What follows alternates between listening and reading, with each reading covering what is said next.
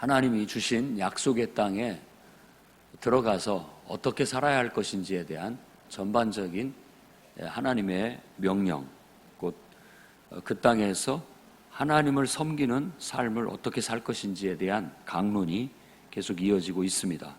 오늘 신명기 19장에서는 다시 한번 도피성에 대한 이야기, 그리고 지계표 혹은 경계표라고 하는 것에 대한 교훈, 그 다음에 또 두세 증인으로 확정하여 재판하는, 증인을 삼아서 판결하는 어떤 사법, 제도에 대해서 얘기를 하고 있습니다. 새로운 삶을 시작하면 거기에 걸맞는 옛날하고는 좀 차원이 다른 더 수준 높은 그런 삶이 이루어져야 됩니다. 그것을 실천해내는 것은 그렇게 말같이 쉬운 것은 아닙니다. 그래서 우리가 그 실천하기가 너무 어려워서 좁은 문이라고 하고 또 좁은 길이라고 하는 겁니다. 그렇지만 실천하는 사람들이 있습니다. 행하는 사람들이. 그런 사람들이 모든 것들을 이루어 가게 되는 거예요. 우리 이 자리에 있는 여러분들은 하나님의 말씀을 잘 실천해내서 그 말씀이 능력이 되기를 바라고 여러분의 인생에 복이 되기를 바랍니다. 자, 도피성 제도를 다시 한번 보면 일단 약속의 땅, 가나안 땅에 들어가서 그 땅을 점령하고 이제 그 땅을 차지하게 되거든. 세 개의 성읍을 구별해라 해서 도피성을 세워라. 이 도피성의 정신은 뭐냐? 하나님이 주신 그 약속의 땅에, 젖과 꿀이 흐르는 땅, 하나님이 통치하시는 땅에서는 무죄한 피를 흘려서는 안 된다라는 정신입니다. 무죄한 자의 피가 흘려지게 되면 반드시 그 피에 인한 죄값을 받게 되는 겁니다. 그리하여 우리가 원한도 없이, 고의성 없이 혹시 실수로 사람을 죽게 했을 경우에는 그 도피성의 피의 복수가 일어나지 않게 해야 된다라는 거고, 그 다음에 고의로 사람을 죽여놓고 거리 도망가면 어떻게 하느냐? 그것은 그 담당자, 도피성의 제사장이, 담당자가 그것을 가려내서 그 사람은 반드시 죄를 묻게 해야 된다라고 말합니다. 죽이도록 그렇게 얘기를 해요. 그럴 때 아껴보지 말고 불쌍히 여기지 말고 단호하게 법을 처리해라라는 겁니다. 이런 걸 보면은 굉장히 법치를 강조하고 있는 걸 알 수 있습니다.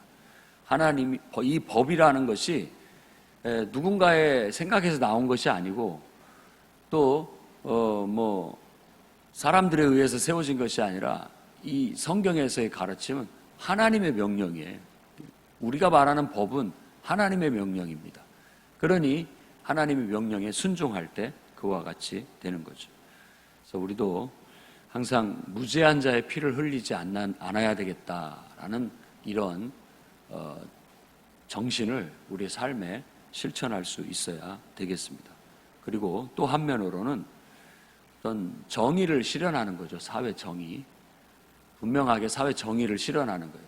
죄가 없는 자는 보호하고 또 죄가 있다면 단호하게 아주 분명하게 그 죄값을 치르게 함으로써 어떤 하나님이 주신 땅에서의 질서, 그리고 또 어떤 삶의 수준을, 사회의 수준을 떨어뜨리지 않는 겁니다. 우리도 알다시피 아직 개발되지 못한 미개한 나라, 그리고 또 선진국과 비교를 했을 때 미개한 나라에서는 이런 법들이 잘 지켜지지 않음으로 인해서 아주 무법천지가 돼요. 무법천지가 되면은 힘있고 악한 사람들이 그냥 막 휘젓고 다녀도 누구 하나 제지할 사람이 없는, 제지가 되지 않는 그런 속에, 그러니까 사람 하나 죽어서 묻어버리는 건 일도 아니에요. 그냥 그런 세상에서 우리가 살아서는 안 되는 것이죠. 오히려 하나님을 믿는다라는 것은, 하나님이 다스린다라는 것은 훨씬 수준이 높은 인간을 이루고 또 수준이 높은 사회를 이루고 질서 있고 평화롭게 살아가는 것을 말하는 겁니다. 그러니 당연히 하나님의 엄위하신 명령 앞에 하나님을 경외하는 경외심이 바탕이 되어 그분의 우리에게 주신 법을, 규칙을 아주 하나님을 섬기듯이 하나님을 두려워하는 마음으로 철저히 지킬 때 사회의 수준이 높아지고 또 사람들의 삶의 수준이 아주 높아지는, 그야말로 젖과 꿀이 흐르는 아름답고 광활한 광대한 그런 세계를, 그런 나라를 이룰 수 있게 되는 겁니다. 우리가 예수 그리스도를 믿는 믿음 안에서 살아갈 때 결코 무죄한 자의 피를 흘리게 하는 그런 일은 없기를 우리가 바라야 되겠고, 그렇게도 실천해 나아가야 되겠습니다. 그 다음에 14절에 보면 정한 경계표를 옮기지 말아라 라는 조상적부터 내려지는 이것이 주는, 14절을 잘 묵상을 해보면 그것이 주고 있는 교훈은 이런 겁니다. 개인의 정해진 재산에 침해가 가서는 안 된다. 또 개인의 권리에 침해가 가서는 안 된다. 또 어떤 면에서는 도덕적인 침해를 해서는 안 된다라는 그런 이야기입니다. 우리 모두는 다 나름대로의 자기만의 바운더리, 그러니까 자기만의 영역이 있어요. 그걸 우리가 사생활이라고도 보통 얘기하고 뭐 개인의 인권 이렇게도 얘기를 하는 거죠. 이스라엘은 정확히 한마디로 말한다면 요즘 이 세종시처럼 계획도시예요.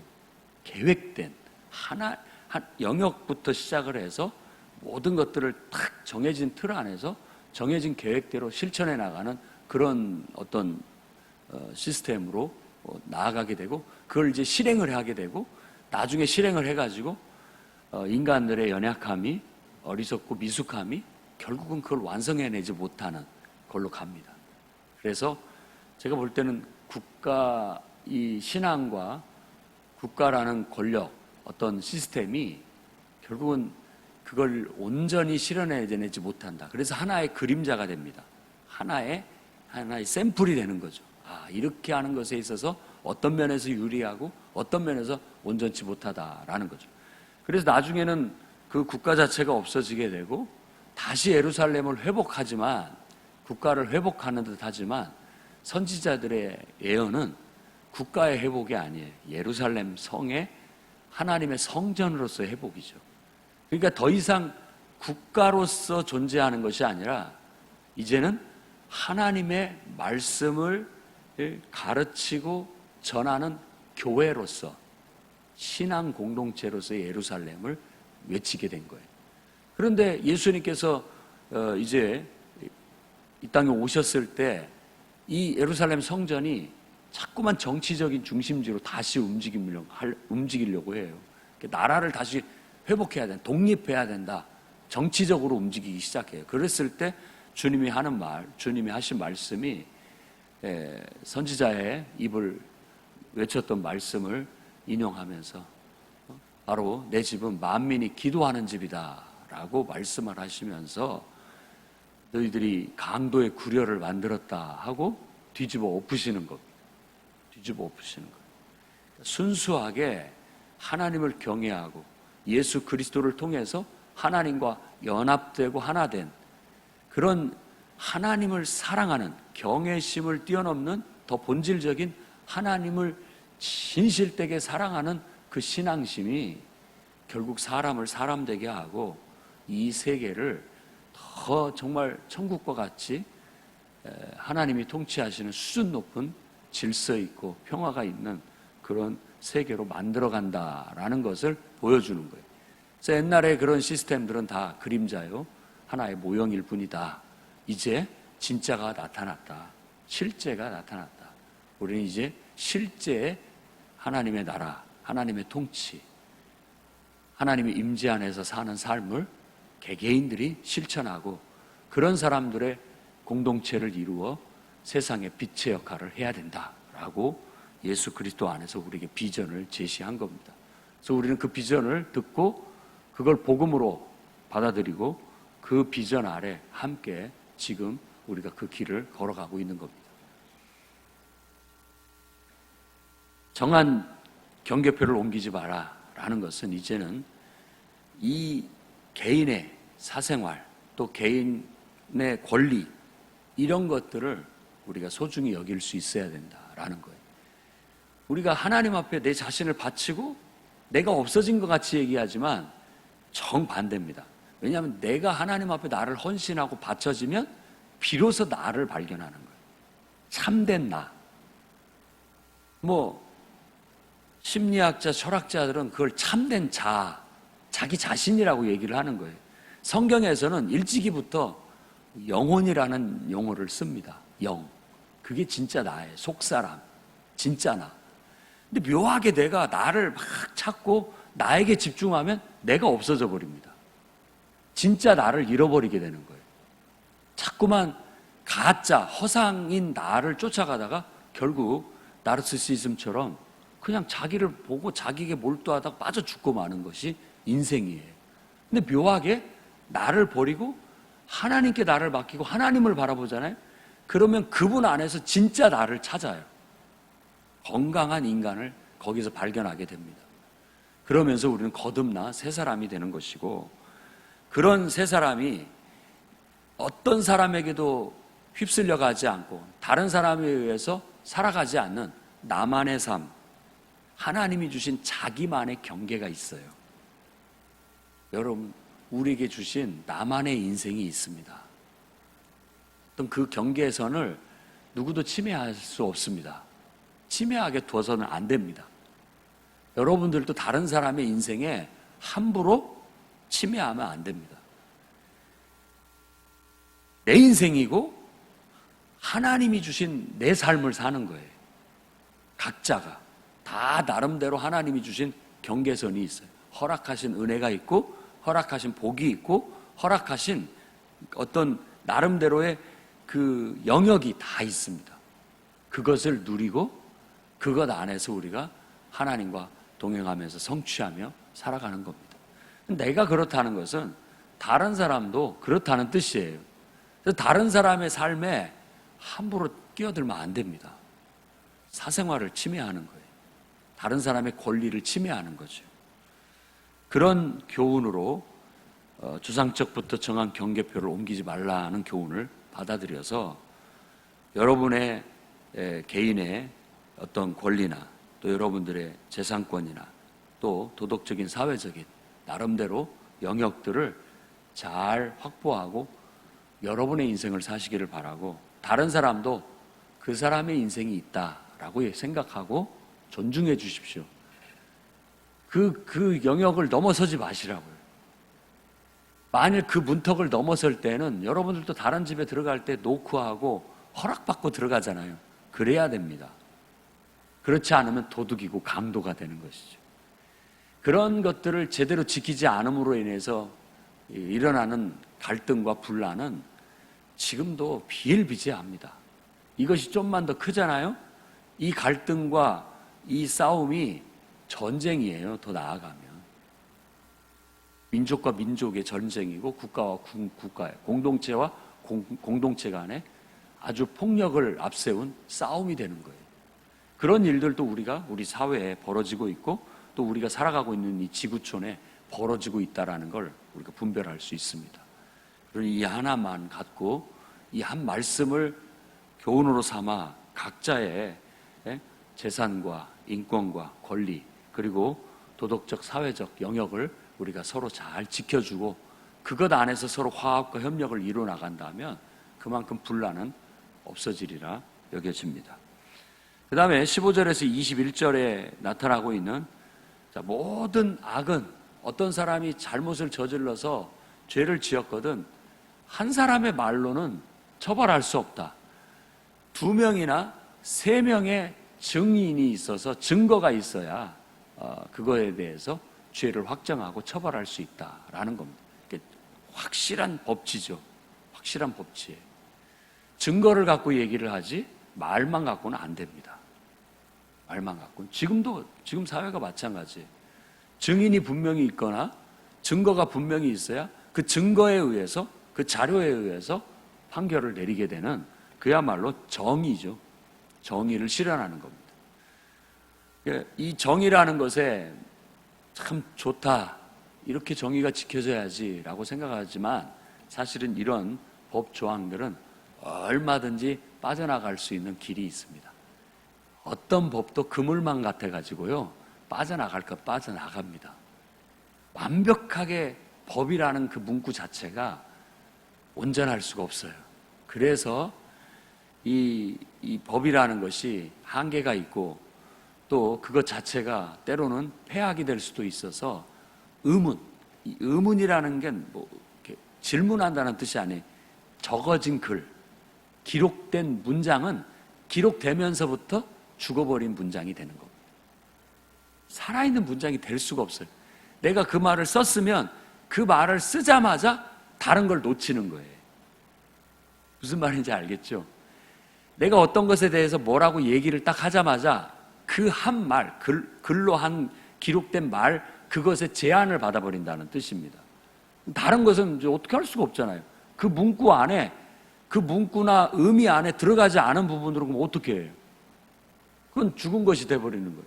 의문은 우리를 죽이는 것이지만 영은 우리를 살리는 것이다 라는 말은 바로 하나님을 경외하고 하나님을 사랑해서 그분과 면밀히 연결되어 있을 때 이 법이 말하고 있는 그 문구가 말하고자 하는 바가 다 표현하지 못했지만 우린 영 안에서 그게 무슨 말을 하려고 하는지를 이해하고 행하게 된다면 더 온전하다. 그래서 이게 생명의 성령의 법이라고 얘기하는 거예요. 율법의 모든 요구는 생명의 성령의 법 안에서 완성될 수 있고 성취될 수 있는 것이지, 법대로 하자, 정의를 실현하자는 좋은 말이기도 하면서 법대로 하자, 굉장히 법을 무시하는 소리입니다. 왜냐하면 법을 너무나 잘 알기 때문에 이 법 문구 안에 그거 갖고 따져보자라는 것인데, 그건 법을 악용하려는 어떤 악한 마음에서 나오는 경우도 있다라는 걸 아셔야 됩니다. 그러니 예수 그리스도의 도가 얼마나 수준 높은 것이고 얼마나 사람을 이롭게 하고 유익하게 하는지를 알아야 됩니다. 그걸 알지 못하는 세상 사람들은 그저 종교의 하나의 속성만을 강조합니다. 종교라는 게 그저 마음을 편안히 하고 뭐 어떤 어려움에 위로받기 위해 있는 사회적인 하나의 시스템 정도로만 생각을 하는 거예요. 그건 정말로 기독교를 모르고 하는 소리입니다. 모르고 하시는 말씀이에요. 진짜 성경의 가르침과 또 예수 그리스도를 믿는 믿음을 안다면, 인간이 가장 인간다울 수 있는, 지금까지 어떤 철학자들의 사상과 어떤 교육자의 교육보다도 가장 탁월한 가르침이고 인간의 실천해야 할 도라는 걸 알게 되는 겁니다. 그저 마음의 평안함을 갖고 힘들 때 위로받기 위한 그런 얄팍한 신앙이 아니에요. 그게 전부인 것처럼 말하자면 얘기를 하는 거예요. 그것만 얻으면 됐지 다른 것을 뭘 추구하려고 하느냐라고 폄하하는 것은 일부 한 부분만을 가지고 얘기하는 것이라는 걸 우리가 분별할 수 있어야 되겠습니다. 오히려 정말 분명한 법치가 이루어지고 또 인간을 가장 선하게 살아갈 수 있게 하고 인간 사회가 가장 질서 있고 평안하게 갈 수 있는 길이 성경 속에 있으니 성경을 배우고 성경의 말씀대로 항상 모든 것들을 누군가가 와서 얘기한다고 할지라도 그 사람 하나 말만 듣지 마십시오. 반대 소리도 들어봐야 됩니다. 그래야 됩니다. 되게 우리들이 호의적으로 대하는 사람이 와서 막 그러냐 하고 혹 해가지고 완전히 그것에 의해서 이제 막 확신을 하듯이 행동을 하는 경우는 좀 우리가 주의해야 됩니다. 2명, 3명의 얘기를 들어봐야 됩니다. 그래? 알았어. 일단 알겠고 내가 좀 더 알아볼게 하고 더 많은 정보를 얻으셔야 됩니다. 그리고 나서 판단하고 그리고 나서 화를 내도 되고 그러고 나서 행동을 해도 행동을 해야지 금방 냄비에 물 끓듯이 그냥 누가 와서 이렇게 탁 선동한다고 해가지고 금방 막 뒤집히듯이 행동하는 그런 것들은 너무 성급한 겁니다. 성급한 판단은 정의를 실현할 수가 없어요. 반드시 그걸로 인해서 또 다른 피해가 발생하게 되는 겁니다. 알겠습니다. 잘 들었습니다. 다른 사람 얘기도 들어보고 판단을 해야죠.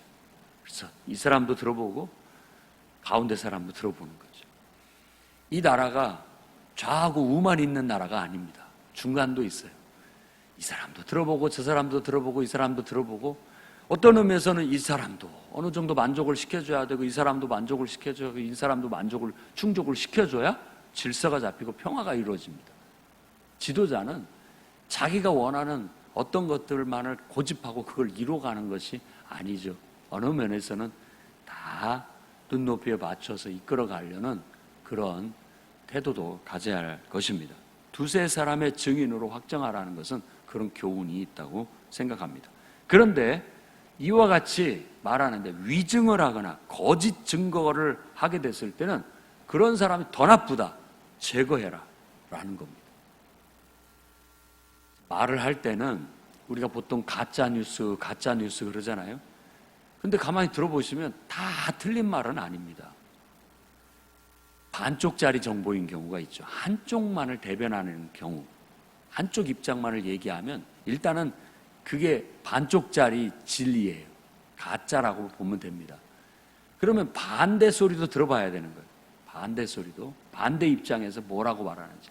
근데 언론이라는 것이 어떤 목적에 의해서 한쪽을 막 부각을 시켜가지고 과장하고 대변하는 경우가 있어요.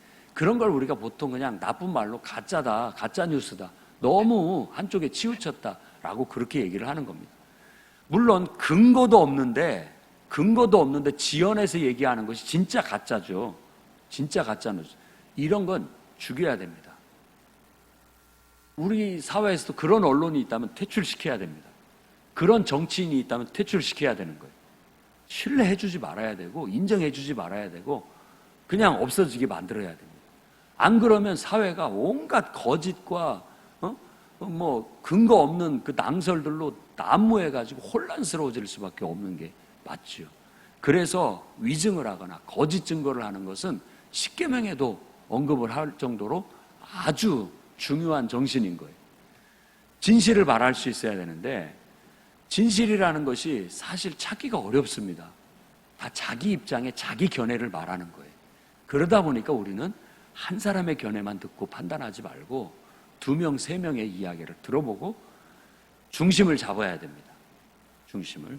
그리고 우리 그리스도인들은 항상 이 모든 것들 안에서 하나님의 눈으로 살필 수 있는 이 고공의 눈을 가져야 돼요. 하나님의 눈을.